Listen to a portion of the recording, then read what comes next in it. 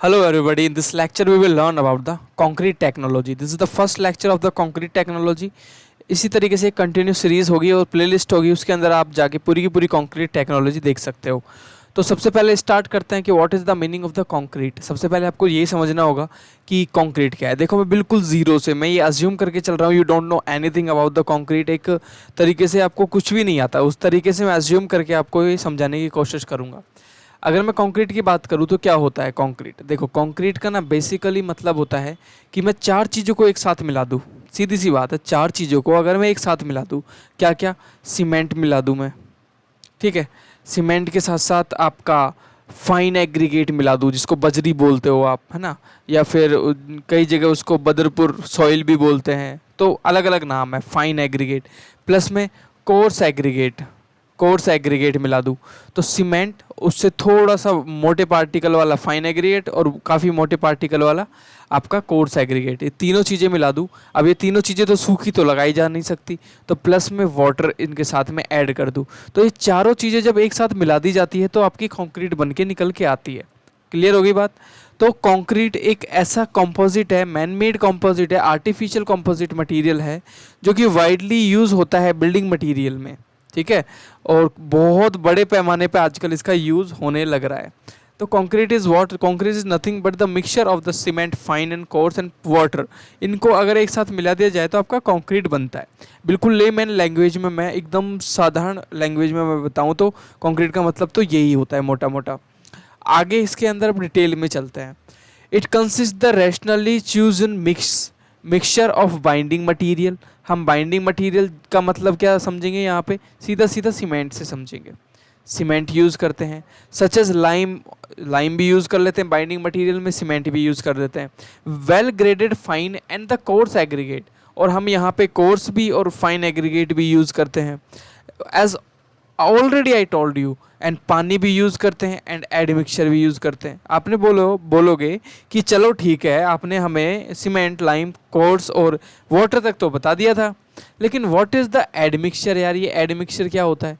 देखो, add mixtures कुछ ऐसे इंपॉर्टेंट केमिकल्स होते हैं जो सिर्फ और सिर्फ ज़रूरत पड़ने पे ही यूज़ करते हैं। जैसे फॉर एग्जांपल आपको जल्दी से रैपिड हार्डनिंग चाहिए तो आप यहाँ पे क्या क्लोराइड मिला दोगे। इसी तरीके से कुछ ऐसे एडमिक्सचर्स होते हैं जो एक पर्टिकुलर प्रॉपर्टीज़ आपको देते हैं to produce the concrete with special properties. मतलब एडमिक्सचर कहाँ यूज़ किया जाता है, सिर्फ वहाँ यूज़ किया जाता है जहाँ पे एक स्पेशल प्रॉपर्टी चाहिए, नहीं तो आप सिर्फ चार चीज़ें मिला दो, कंक्रीट आपका तैयार। अब कंक्रीट का मतलब तो समझ में आ गया।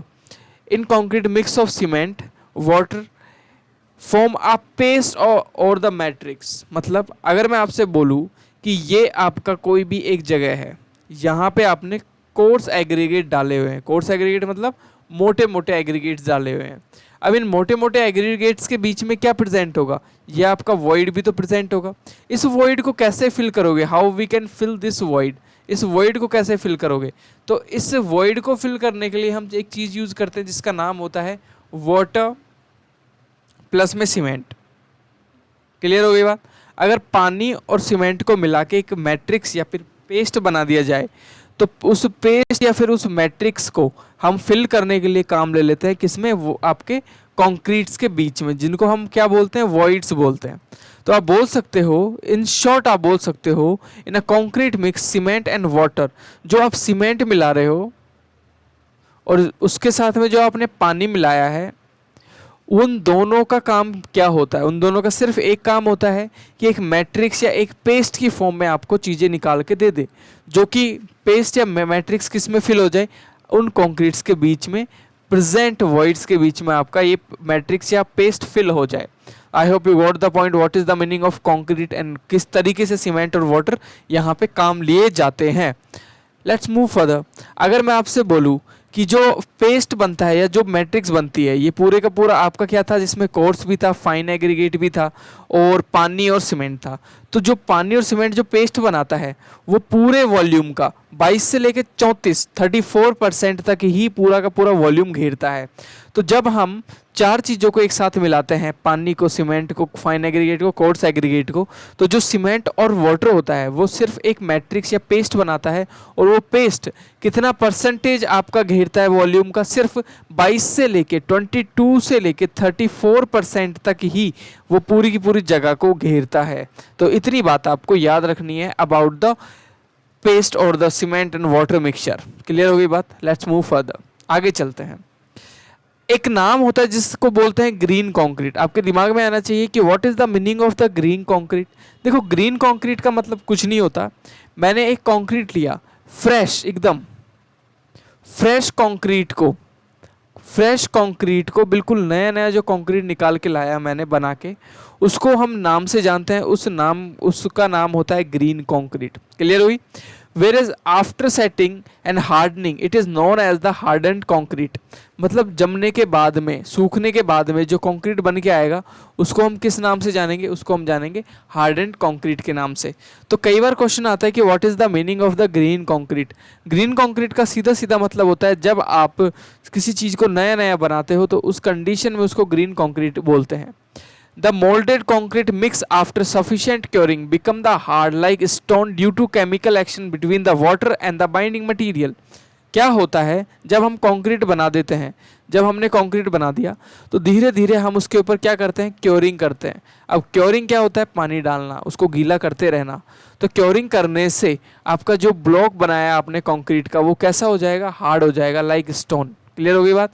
और केमिकल क्यों होता है वो स्टोन की जैसा क्यों होता है? बिकॉज जब हम उसको क्योरिंग करते हैं तो केमिकल एक्शन होता है between water and the binding material. जो आपने सीमेंट और पानी डाला है उनके बीच में हाइड्रेशन की प्रोसेस होती है। That hydration process leads to the harden the complete concrete। Let's move further। It would be impossible to discuss all aspect in a single page, इसलिए हम डिटेल में जाने वाले हैं। तो अभी तक हमने क्या देखा, फटाफट रिवाइज करते हैं। कंक्रीट क्या होता है, कितना परसेंट सीमेंट और आपका वाटर अंदर लेता है, 22 से लेके 32% तक पूरा का पूरा वॉल्यूम को घेर लेता है। उसके बाद में देखा यहाँ पे कि ग्रीन कंक्रीट क्या होता है, हार्डन कंक्रीट क्या होता है। तो these are the topics which you have to remember. Let's move further. अब हम कंक्रीट का क्लासिफिकेशन पढ़ेंगे कि कंक्रीट को कितने कितने तरीके से बांटा गया है। पहला जो क्लासिफिकेशन होता है वो बेस्ड ऑन सीमेंटिंग मटेरियल होता है। क्या होता है पहला क्लासिफिकेशन होता है जिसको हम बोलते हैं लाइम कंक्रीट। दूसरा होता है जिप्सम कंक्रीट। उसके बाद होता है सीमेंट कंक्रीट। मतलब क्या है ये देखना जरूरी है। देखो किस चीज़ के ऊपर होगा, सीमेंटिंग मटेरियल क्लासिफिकेशन कर रहे हैं ना, किस किस चीज़ के ऊपर कर सकते हैं? पहला बेस होता है सीमेंटिंग मटेरियल के ऊपर। तो सीमेंटिंग मटेरियल क्या डाल रहे हो आप कंक्रीट में? तो पहला होता है आपका लाइम कंक्रीट, दूसरा होता है जिप्सम कंक्रीट, तीसरा होता है सीमेंट कंक्रीट। अगर सीमेंट डाला है तो सीमेंट कंक्रीट, जिप्सम डाला है बाइंडिंग मटेरियल तो जिप्सम कंक्रीट, अगर लाइम डाला है तो lime concrete. This is what you have to remember. There are 3 type of concretes according to the cementing material in which they are providing cementination। आगे move करते हैं। Base on the दूसरा ये तो पहला बेस हो गया। पहला किस बेस पे आपने क्लासिफाई किया? सीमेंट के बेस पे। दूसरा जो क्लासिफिकेशन होता है base of the perspective specification. इसका मतलब क्या है कि द सीमेंट कंक्रीट रेशियो कितना है, सीमेंट और आपके एग्रीगेट का रेशियो कितना होता है, इंग्रेडिएंट का रेशियो कितना है। तो देखो मेजरली हम जो सीमेंट का रेशियो लेते हैं वो 1, 1.5 और 3 का लेते हैं। मतलब सीमेंट जो होगा वो 1 kg लिया तो फाइन एग्रीगेट कितना लेना पड़ेगा आपको? 1.5 kg। और उसी टाइम पे आपको वहाँ पे कोर्स एग्रीगेट 3 लेना पड़ेगा। तो आप एक चीज़ देखो, तो यहाँ पे जो सीमेंट 1 है ये 1.5 है और ये 3 है, इनमें मेजरली क्या डिफरेंस है? इसमें मेजरली एक ही डिफरेंस है कि यहाँ पे सीमेंट से ज़्यादा क्या प्रेजेंट है? फाइन। और फाइन से ज़्यादा क्या प्रेजेंट है? कोर्स। तो आपको ये याद रखना है कि फाइन एग्रीगेट सीमेंट से ज़्यादा होगा। और हमेशा किस तरीके से? उनके पार्टिकल साइज के इंक्रीजिंग ऑर्डर के अकॉर्डिंग हम यहाँ पे रखते हैं। जो सीमेंट होता है उसका पार्टिकल छोटा होता है, फाइन का सीमेंट से बड़ा होता है थोड़ा, तो वो थोड़ा ज़्यादा रखेंगे। कोर्स का थोड़ा और बड़ा होता है तो यहाँ पे ये तो और ज़्यादा रखेंगे। तो इस तरीके से आपको इंक्रीज करना है क्या? The amount of the fine aggregate and the coarse aggregate and the cement.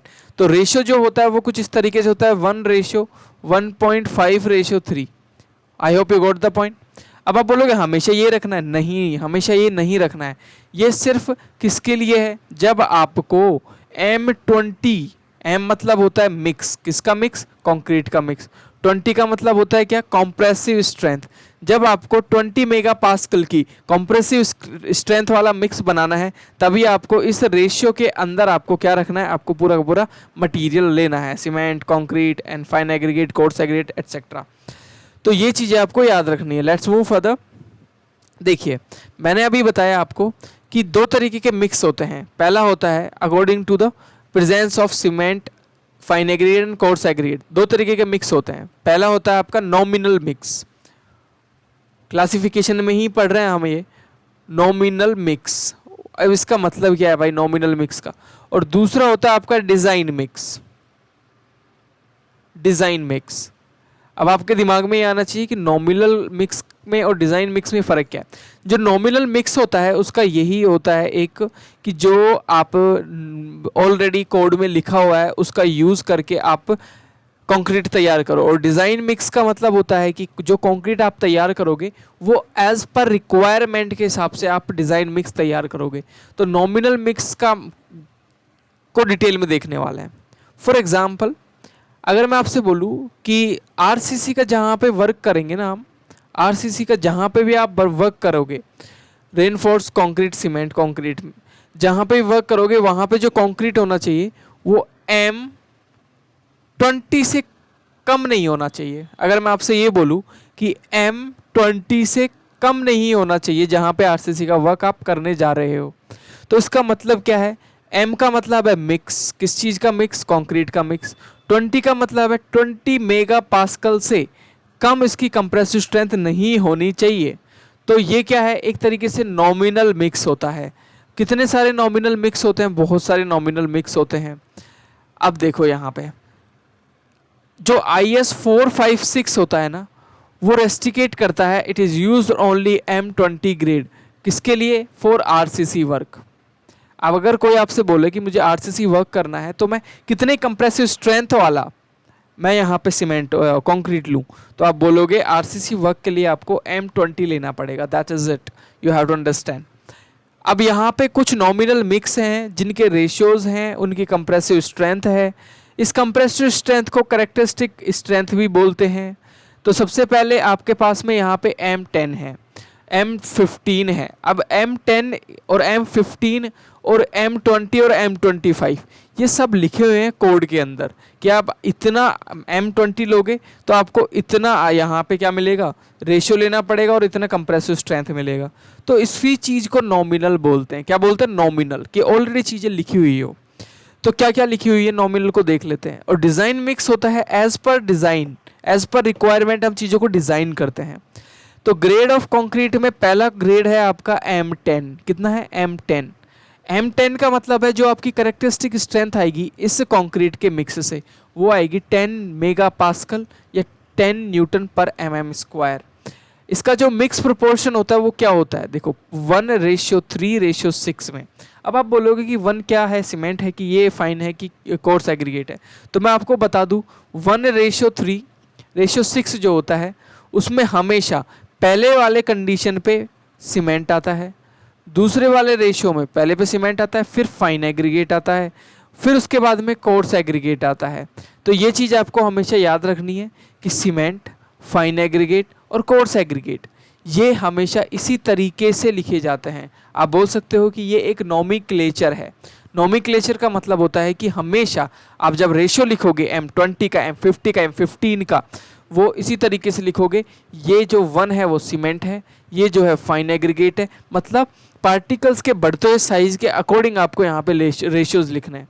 4 जो है वो आपका कोर्स एग्रीगेट है, M20 में 1 आपका सीमेंट है, 1.5 ये है, 3 आपका कोर्स एग्रीगेट है, 1 सीमेंट, 1 ही आपका फाइन एग्रीगेट, 2 आपका यहाँ पे क्या है, कोर्स एग्रीगेट। एक चीज़ नोटिस कर रहे हो आप, क्या, कौन सी चीज़, जैसे जैसे मेरा स्ट्रेंथ इंक्रीज होती जा रही है कंप्रेसिव, वैसे वैसे सीमेंट की मात्रा बढ़ती जा रही है, या बोल दो फाइन की और कोर्स एग्रीगेट की मात्रा कम होती जा रही है।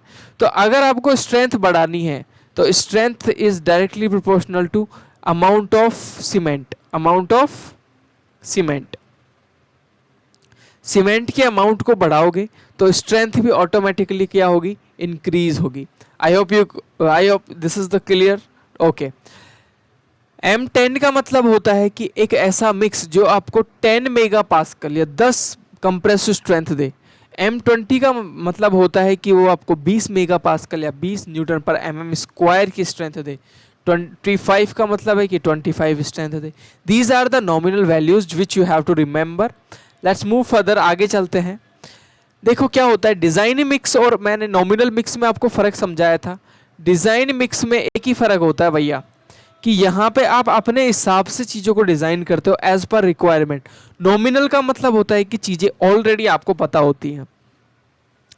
कुछ और मैंने यहाँ पे नॉमिनल दिए हुए हैं, जैसे M5 अगर लोगे तो उसकी करेक्टरिस्टिक स्ट्रेंथ कितनी होगी, ऑफ कोर्स 5 होगी, 30 की 30 होगी और 40 की 40 होगी। अब आपके दिमाग में आना चाहिए कि यार हम यूज़ कहाँ करते हैं, किस तरीके से यूज़ करेंगे, हमें कैसे पता चलेगा कि यहाँ पे M15 यूज़ कर, यहाँ पे M30 यूज़ कर, यहाँ पे M45 यूज़ कर, यहाँ पे M5 यूज़ कर, किस तरीके से हमें पता चलेगा? तो हम अभी उसी चीज़ को देखने वाले हैं। देखो, depends upon the grades concrete various grades are used.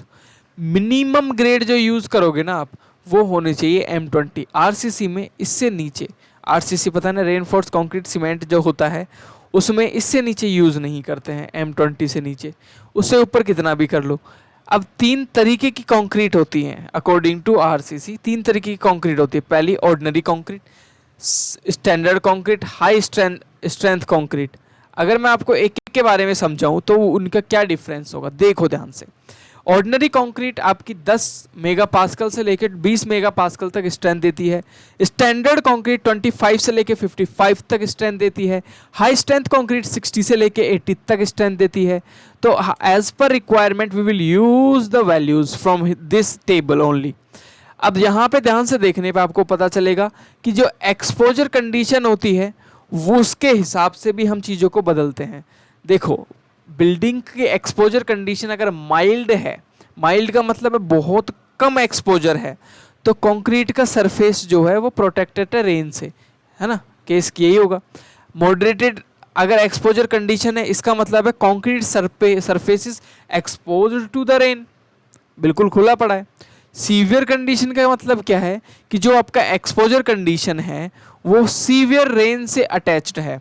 Next condition भी होती है, कौन सी, वेरी सीवियर कंडीशन। इसमें सी वाटर से अटैच होती है आपकी वॉल। और एक्सट्रीम कंडीशन में कुछ नहीं होता, यहाँ पे टोटल जोन्स होते हैं, concrete surface expose to the harmful chemicals, सीधा हार्मफुल केमिकल से टच रहते हैं। तो ये आपकी कंडीशंस होती हैं। अकॉर्डिंग टू द कंडीशंस हम ग्रेड यूज़ करते हैं। कैसे, देखो ध्यान से। माइल्ड कंडीशन में आपको जो यूज़ करनी है ग्रेड वो है M20। मॉडरेट में आपको यूज़ करनी है 25 और सीवियर कंडीशन में M30। 5-5 बढ़ाते जाओ भैया, जब जैसे जैसे कंडीशन हार्श होती जाए जस्ट इंक्रीज 5, ग्रेड 5 इंक्रीज करते जाना है तो आपको यहाँ पे क्या मिलेगा, ग्रेड मिलेगी। तो I hope you got the point. Different exposure condition में किस तरीके से आप यहाँ पे स्ट्रेंथ, कंप्रेसिव स्ट्रेंथ इंक्रीज होती है। Let's move further. अब हम जो क्लासिफिकेशन देखेंगे वो किसके बेस पे देखेंगे, वो देखेंगे हम बल्क डेंसिटी के बेस पे। अभी तक हमने क्या देखा, अभी तक हमने देखा कि जो आपकी जो क्लासिफिकेशन है वो एक्सपोजर कंडीशन के बेस पे भी है, माइल्ड होना, मॉडरेट होना, सीवियर होना, इस तरीके से हम देखते हैं। तो इस तरीके से आपको चीज़ों को याद रखना है। क्लियर होगी बात। ग्रेड ऑफ कंक्रीट किस तरीके की होती है, उसके अंदर क्या होता है। देखो M10 है तो M10 था तो यहाँ पे क्या था, ज़्यादा कोर्स और फाइन एग्रीगेट प्रेजेंट थे। M15 था तो यहाँ पे कोर्स, फाइन और आपका सीमेंटियस प्रॉपर्टी ज़्यादा प्रेजेंट थी। यहाँ पे भी तीनों के तीनों ज़्यादा थे। M25 में भी तीनों ज़्यादा थे।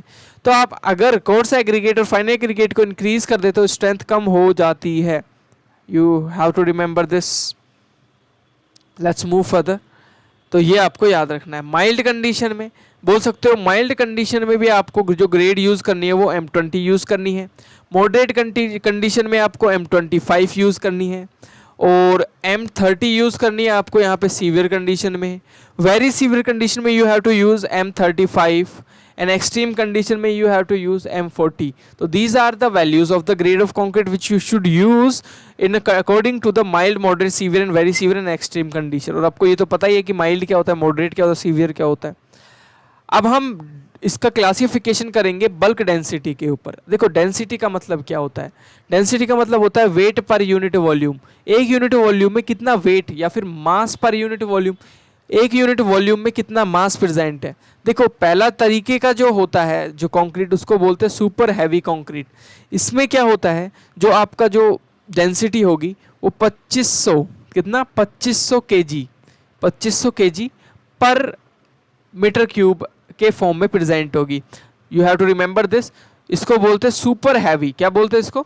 Super heavy concrete. उसके बाद होता है डेंस कंक्रीट, जिसकी जो रेंज होती है वो होती है 1800 से 2500 kg पर मीटर क्यूब. फिर होता है लाइट वेट आपका कंक्रीट, जो होता है 500 से 1800 kg पर मीटर क्यूब. उसके बाद होता है एक्स्ट्रा लाइट वेट कंक्रीट, जिसका जो यूनिट वेट होता है, बल्क डेंसिटी होती है, वो होती है बिलो 500 kg पर मीटर क्यूब. तो these are the things which should remember always, कि किस तरीके से आप यहाँ पे चेंज कर सकते हो.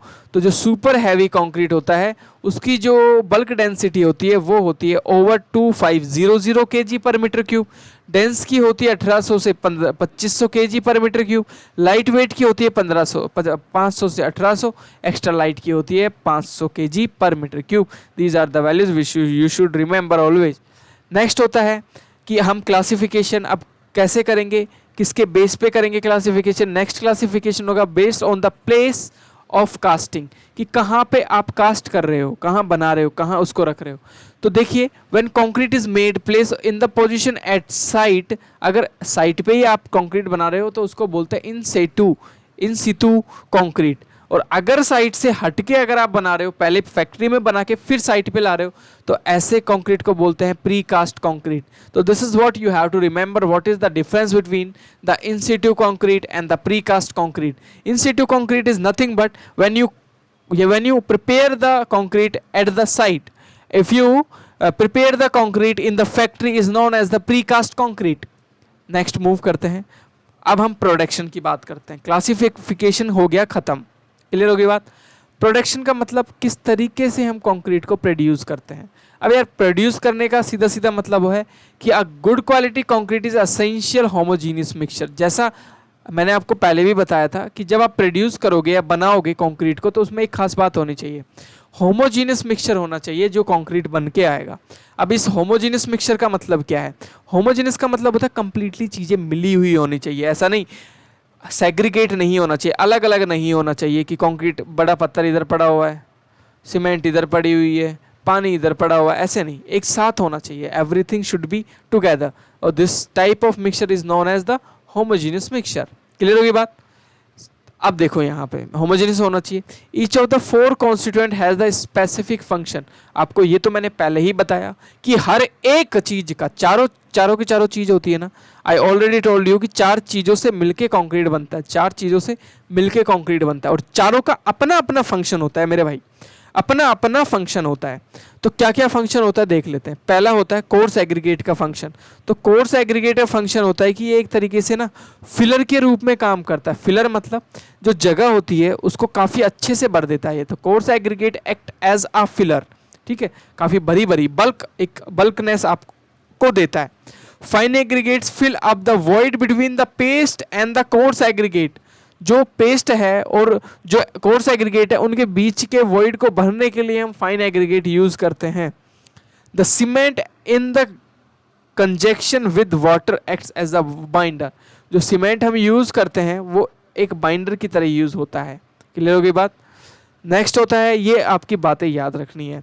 तो वाटर जो होगा और सीमेंट जो होगा, वाटर और सीमेंट मिलके एक तरीके से बाइंडर की तरह काम आएंगे. कोर्स एग्रीगेट होता है वो फिलर की तरह काम करता है, और फाइन एग्रीगेट क्या करता है, ये भी फिलर की तरह ही काम करता है, लेकिन ये बहुत बारीक. देखो मैं एक एग्जांपल से समझाता हूँ. फॉर एग्जांपल देखो ध्यान से, ये आपने यहाँ पे एक कंक्रीट लिया. कंक्रीट में होते हैं कोर्स एग्रीगेट. अब आपको पता है कि यहाँ पे आपने कोर्स एग्रीगेट लिया. सबसे पहले कोर्स एग्रीगेट के बीच में प्रेजेंट होंगे क्या, वॉइड्स प्रेजेंट होंगे. उन वॉइड्स को भरने के लिए कौन चाहिए, देखो ये बल्क दे दिया कोर्स एग्रीगेट ने तो, लेकिन इन वॉइड्स को भरने के लिए चाहिए फाइन एग्रीगेट डाल दिया। अब इनको पकड़ के रखने के लिए चाहिए सीमेंट और वाटर। बस यही होता है मेजर काम चारों का, अलग अलग समझा दिया मैंने। अब आगे बात करते हैं प्रोडक्शन में। The most of the properties of hardened concrete depends on the care exercise at the every stage. देखो ध्यान से, इसका कहने का मतलब यह है कि जितनी भी प्रॉपर्टीज है हार्डेंड कंक्रीट की, वो डिसाइड करती है कि जिस टाइम पे ये बन रहा था उस टाइम पे किसने कैसे किस तरीके से इसको केयर की है, तो उसके ऊपर डिपेंड करता है। मतलब हर स्टेज पे आपको ध्यान रखना होता है, सीधी सी बात तो यही है। A rational proportion of the ingredients of concrete is a sense of mix design. मतलब हर एक इंग्रेडिएंट मिक्स डिजाइन के लिए बहुत बहुत बहुत इंपॉर्टेंट है। However it may not guarantee to having achieved the objective of the quality concrete work. ये तो कुछ नहीं है, छोड़ो इसको। The aim of the quality control is ensure the production of the concrete of the uniform strength from the batch to batch.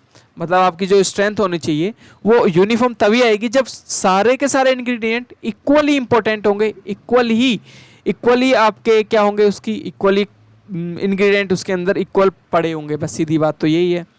अब बात करते हैं, this requires some rules to follow in various stage of the concrete production is discuss below. किस तरीके से हम concrete का production की स्टेजेस को फॉलो करते हैं। पहला होता है बैचिंग और the management of the material. जब मटेरियल को मैनेज किया जाता है उसका दूसरा नाम भी होता है जिसको हम बैचिंग बोलते हैं। दूसरा स्टेप होता है मिक्सिंग, मिक्स करना, मतलब लिया है चीज़ों को मिला दिया। फिर एक जगह से दूसरी जगह ट्रांसपोर्ट करना, जहाँ लगाना है वहाँ पे प्लेस कर देना। उसके बाद होता है कॉम्पैक्ट करना, उसको रोड से ऊपर वाइब्रेटर से दबाना कि वो अच्छे से। उसके बाद में उसको क्योर करना, मतलब उसके ऊपर पानी डालना, भिगाना उसको। क्योरिंग करने के बाद होता है उसकी अच्छे से फिनिशिंग देना, ऊपर से उसकी अच्छी सुंदरता दिखनी चाहिए एक।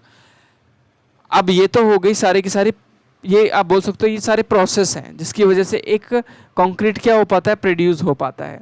क्लियर हो गई बात। अब हम यहाँ पे देखेंगे स्ट्रेंथ ऑफ द कंक्रीट। देखो स्ट्रेंथ, हमें कौन सी स्ट्रेंथ चाहिए कंक्रीट से, बताइए हम किस तरीके की स्ट्रेंथ चाहते हैं किसी भी एक कंक्रीट से। व्हाट काइंड ऑफ स्ट्रेस या फिर स्ट्रेंथ यू वांट, किसी भी कंक्रीट से आप किस तरीके की स्ट्रेंथ चाहोगे। ऑफ कोर्स हम किस तरीके की कंप्रेसिव स्ट्रेंथ चाहेंगे। तो कंप्रेसिव स्ट्रेंथ चाहते हैं हम। कौन सी स्ट्रेंथ चाहते हैं, कंप्रेसिव, कि दबे तो टूटे ना। टेंसाइल तो बिल्कुल ही नहीं चाहिए, कम चाहिए। तो कंप्रेसिव स्ट्रेंथ ये देता भी है कंक्रीट, आपको पता है, लेकिन टेंशन में ये वीक होता है, बहुत कमज़ोर होता है। आपको टेंशन दोगे तो ये नहीं आपको लोड उठा पाएगा। Till date no relation exist between the compression, tensile and bending shear strength of the concrete. आज तक कोई भी एक अच्छा सा रिलेशन या कोई ऐसा फॉर्मूला प्रोड्यूस नहीं हो पाया जो ये बता सके कि कंप्रेसिव स्ट्रेंथ इतनी होगी तो टेंसाइल स्ट्रेंथ इतनी होगी, शेयर स्ट्रेंथ इतनी होगी। आज तक नहीं बता पाया। तो आप सिर्फ मान लेते हैं कि 10 से लेके और 15% तक कंप्रेसिव स्ट्रेंथ की 10 से लेके और 15% तक आपको क्या मिलेगी, बेंडिंग और टेंसाइल मिलेगी। याद रखना है 10 से 15 तक जितनी आपकी कंप्रेसिव स्ट्रेंथ है, जितनी आपकी कंप्रेसिव स्ट्रेंथ है उसकी कितनी परसेंट, 10 से 15% तक। The compressive strength, if compressive strength is 100 Newton पर mm स्क्वायर, देन इसका 10% कितना होगा, 10 न्यूटन पर mm स्क्वायर, और 15% कितना होगा, 15 न्यूटन पर mm स्क्वायर। ये टेंसाइल और ये आपकी बेंडिंग स्ट्रेंथ होगी किसी भी कंक्रीट की। तो strength of concrete is majorly compressive strength. But अगर मैं इसके टेंसाइल की बात करूं और बेंडिंग की बात करूं तो 10 से 15% बेंडिंग और टेंसाइल स्ट्रेंथ आपको देखने को मिलेगी। याद रखना है। और जो शेयर स्ट्रेंथ होती है वो 20% के बराबर होती है कंप्रेसिव स्ट्रेंथ की। तो मेजरली हम किससे मतलब रख रहे हैं यहाँ पे, मेजरली हम यहाँ पे कंप्रेसिव स्ट्रेंथ से मतलब रखते हैं। कंप्रेसिव स्ट्रेंथ जितनी ज़्यादा होगी उतना ही अच्छा कंक्रीट होगा, और 10% उसकी टेंसाइल स्ट्रेंथ होगी, 15% उसकी बेंडिंग होगी और 20% उसकी शेयर स्ट्रेंथ होगी। तो हम किसके ऊपर फोकस करते हैं, कंप्रेसिव स्ट्रेंथ के ऊपर फोकस करते हैं। This is what you should remember always. अब हम टेस्ट करेंगे किस चीज़ के लिए, स्ट्रेंथ ऑफ द कंक्रीट के लिए, या बोल दो कि कंक्रीट के स्ट्रेंथ को निकालने के लिए हम टेस्ट किस तरीके से करते हैं। बहुत ईजी है, बहुत ही आसान है, इसके ऊपर टेस्ट करना बहुत ईजी है। कंप्रेशन टेस्ट करने के लिए हम सबसे पहले क्या करते हैं, हम यहाँ पे फाइन एग्रीगेट और कोर्स एग्रीगेट ले लेते हैं। कोर्स एग्रीगेट कितने कोर्स होने चाहिए, अप टू 38 mm होने चाहिए।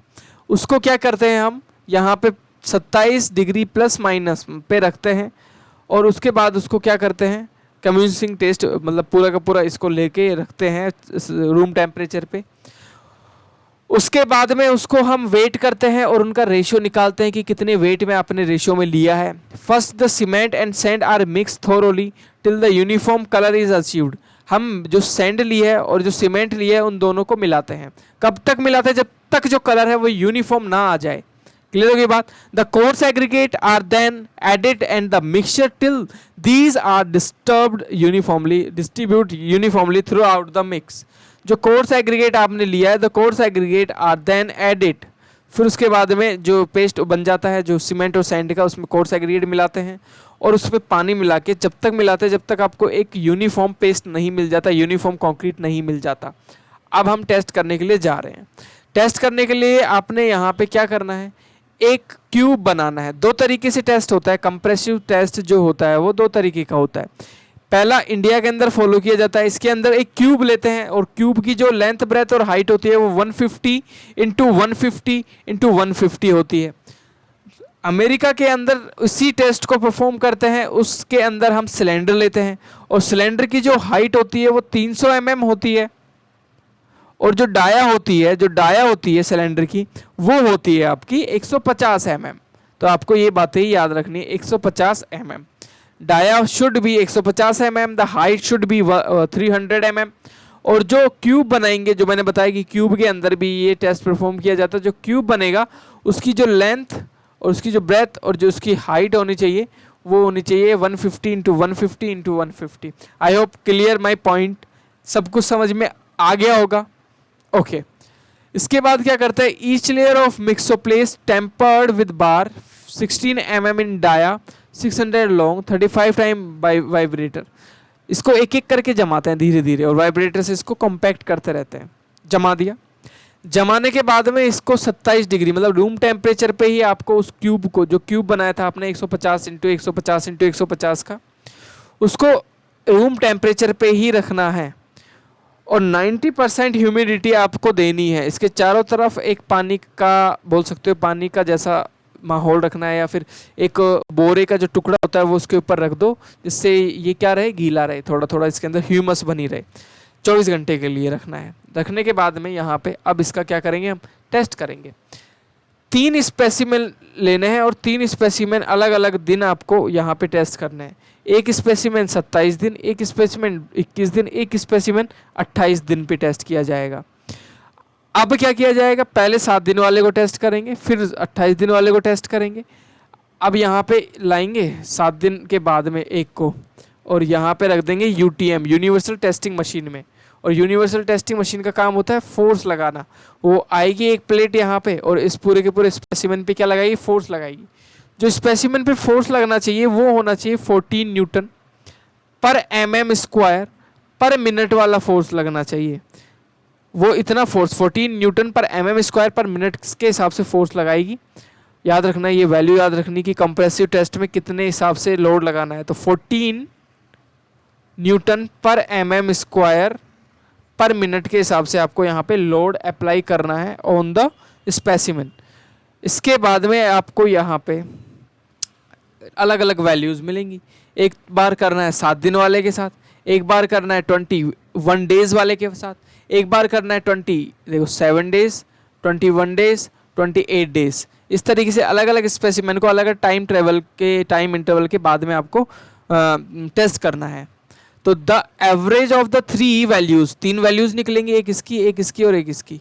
जो A + B + C अपॉन में 3, इनका जो एवरेज निकलेगा D मान लेता हूँ। जो एवरेज मिलेगा, जो कंप्रेसिव स्ट्रेंथ D जो एवरेज मिलेगी, strength of concrete of the batch provided individual variation not more than 15%। मतलब क्या है कि जो D की वैल्यू निकलेगी जो कि एवरेज है वो A और B और C से 15% ज़्यादा या 15% कम नहीं होना चाहिए। समझ आ गई बात। तो इतनी बात आपको याद रखनी है, ना तो 15% से ज़्यादा वैल्यू हो, ना 15% से कम वैल्यू इस D की। तो बराबर होनी चाहिए, नीचे होनी चाहिए 15% से। Let's move further. इसके बाद दूसरा टेस्ट करते हैं।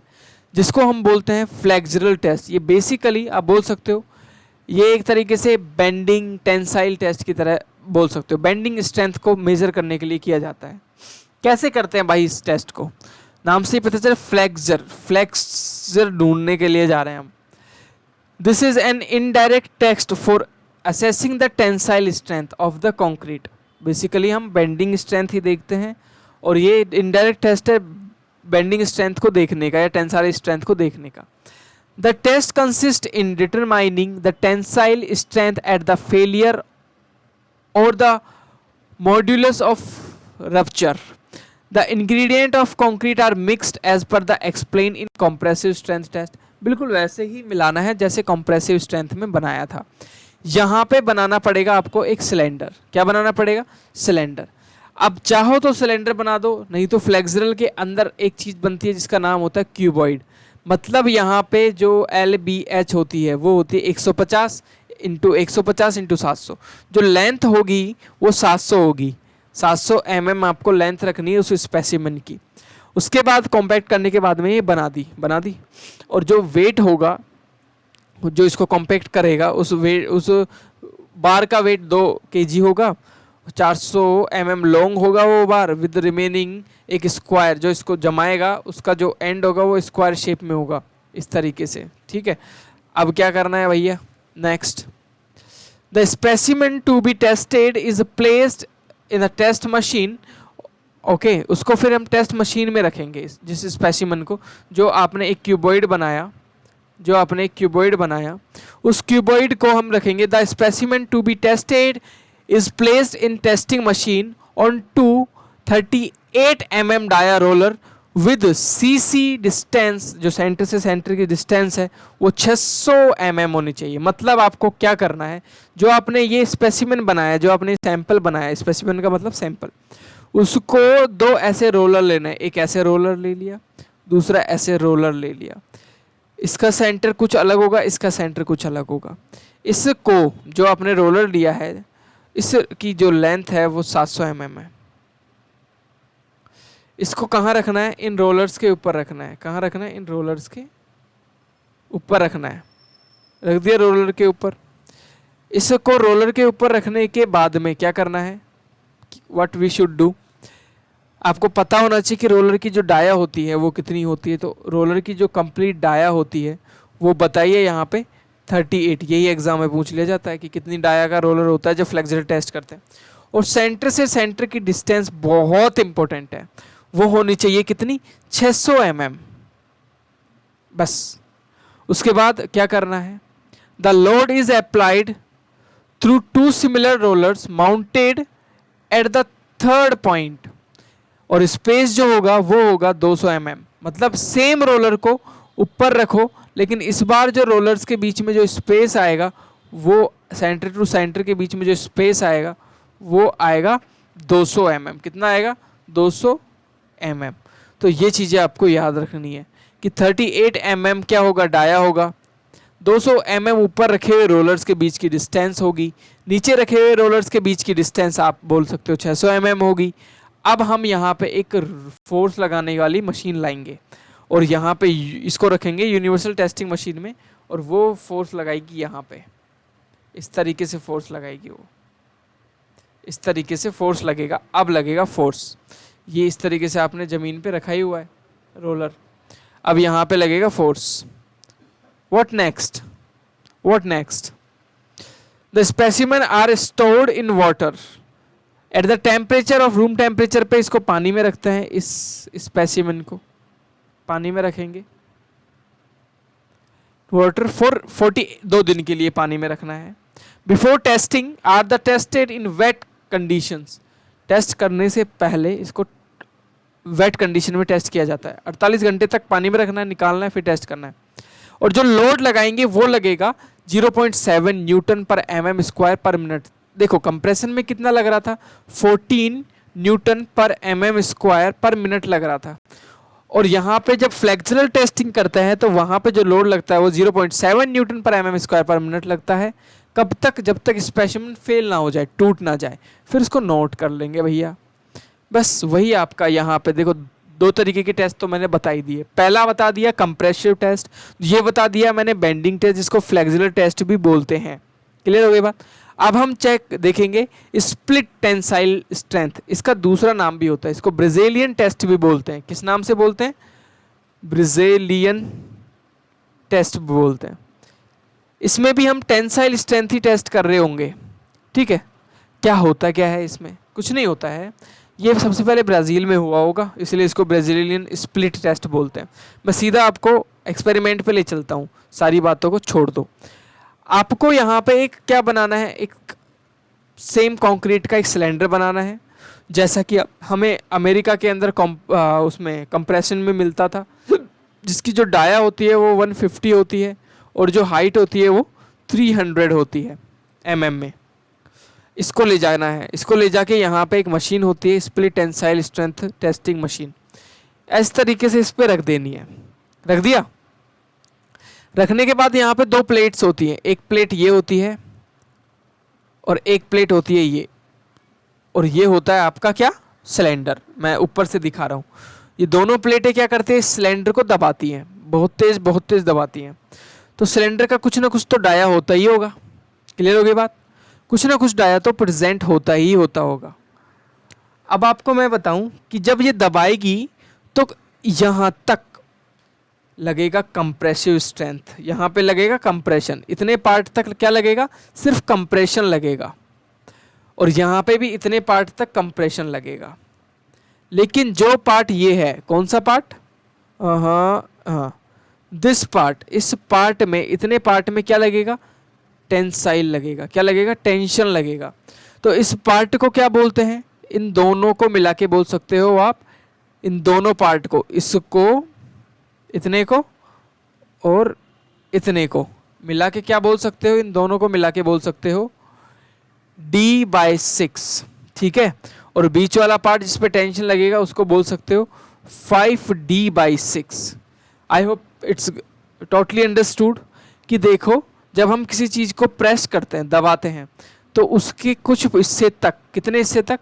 इतने हिस्से तक तो आपको कंप्रेशन लगेगा, लेकिन बीच वाले हिस्से में, इतने हिस्से में टेंशन लगेगा। ये क्या करेगा? इधर टेंसाइल फोर्स फील होगा यहाँ पे।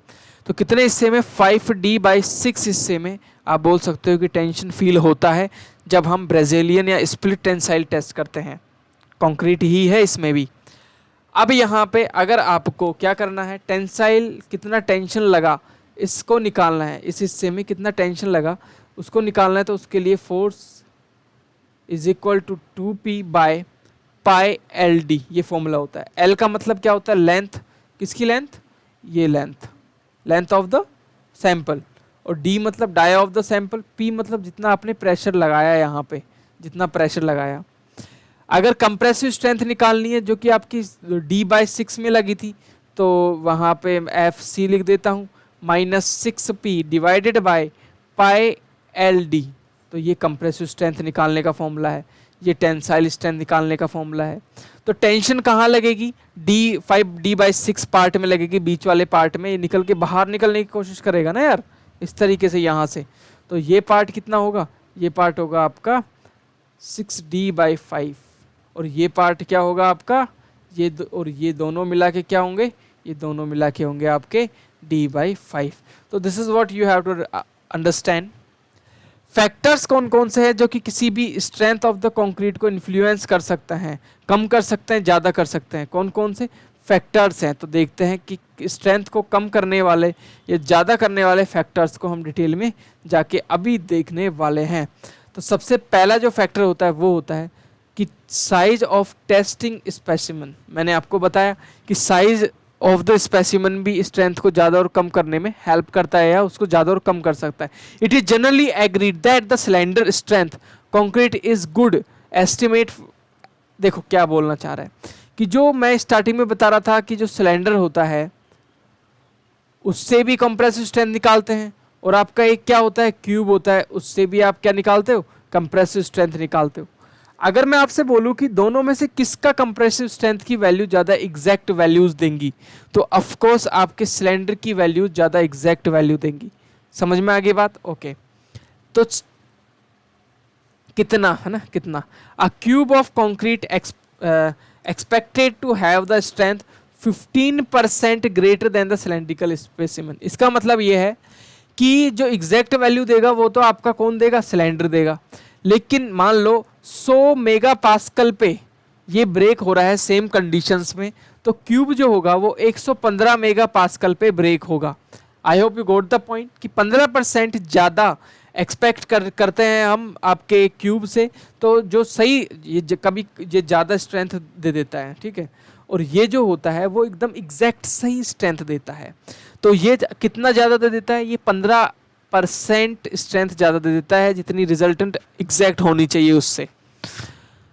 दूसरा जो टाइप है जो कि स्ट्रेंथ ऑफ कंक्रीट को इफेक्ट करता है वो है टाइप ऑफ स्ट्रेस, किस तरीके का स्ट्रेस लग रहा है। Concrete under try axial state offer the more resistance and the fail only after the considerable deformation, giving higher curing strength than the actual, which is justify the uniaxial compressive strength and use the cylindrical specimen। इसका मतलब ये है कि जब आप किसी में एक ही तरफ से, मान लो ये स्पेसिमन है, एक ही तरफ से क्या दे रहे हो, फोर्स दे रहे हो, तो भाई वो नहीं टूटेगा, अगर सॉरी वो टूट जाएगा। अगर तीनों तरफ से फोर्स आ रहा है तो बहुत धीरे धीरे टूटेगा, ब्रेक होना उसका फाइबर्स का लेट होगा। नेक्स्ट होता है मॉइस्चर कंडीशन, सीधी बात है, ज़्यादा गीला कंक्रीट होगा तो वो जल्दी टूटेगा, सूखा कंक्रीट नहीं टूटेगा।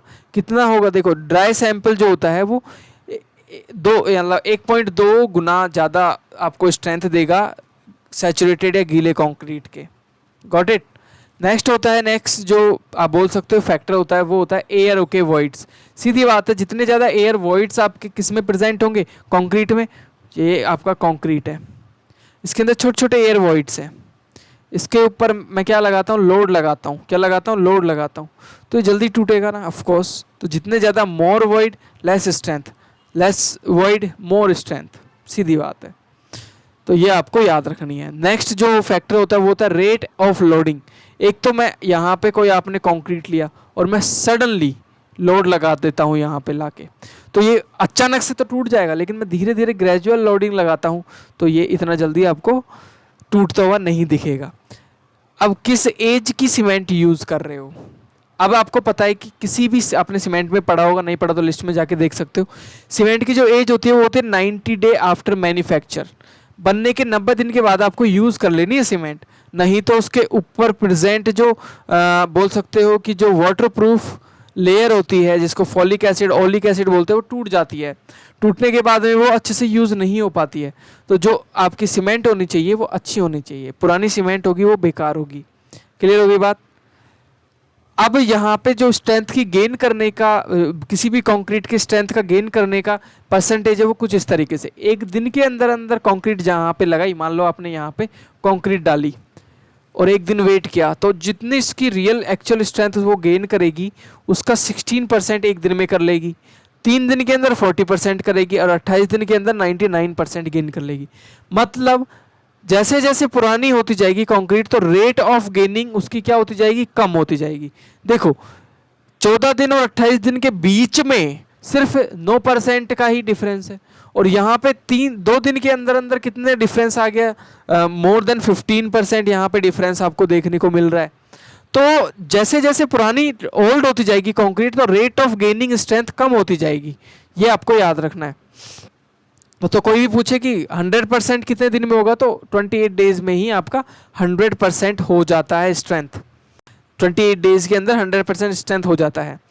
अब आगे बात करें कि कौन सा फैक्टर है जो और यहाँ इसके स्ट्रेंथ को क्या करेगा, इन्फ्लुएंस करेगा। तो cement aggregate ratio is also a factor. इसके अंदर क्या होता है कि किस तरीके से कितने आपने सीमेंट और कितने आपने एग्रीगेट का रेशियो लिया है।